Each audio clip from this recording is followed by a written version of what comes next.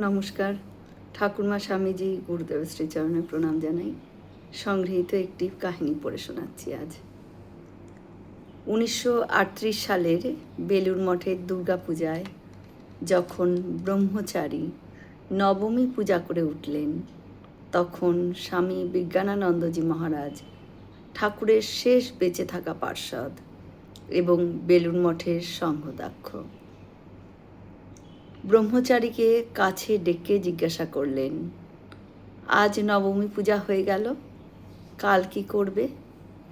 ব্রহ্মচারী উত্তর দিলেন, মহারাজ, কাল দশমী তিথি, মায়ের দশমী পূজা করে দর্পণে বিসর্জন করে দেব।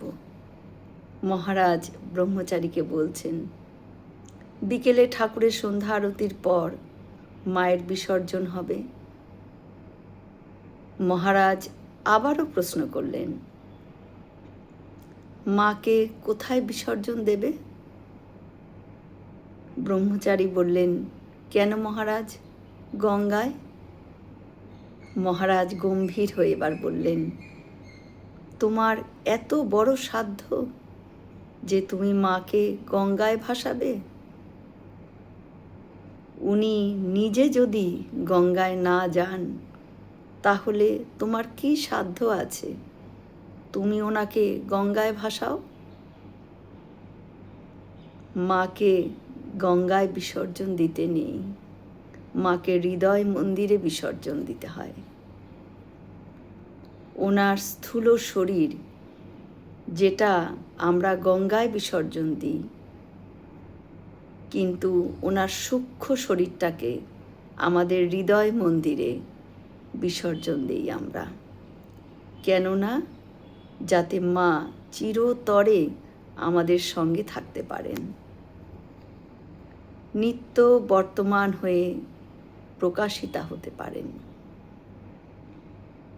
আমাদেরকে নানান বিপদ থেকে রক্ষা করতে পারেন।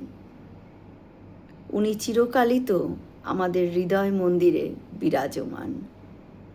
শুধু 4 দিনের জন্য উনি বসন্তকালে আর শরৎকালে আমাদের হৃদয় মন্দির থেকে বেরিয়ে দালানে আসেন, আর আমরা মহা আনন্দে তাকে পুজো করি। তারপরেই তিনি আবারও আমাদের হৃদয় মন্দিরে ফিরে আসেন।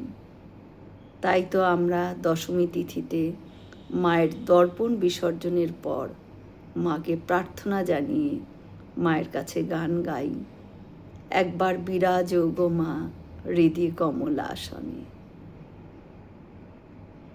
মহারাজের কথা শুনে ব্রহ্মচারী চোখের জল আর ধরে রাখতে পারলেন না। জয় মা শারদা।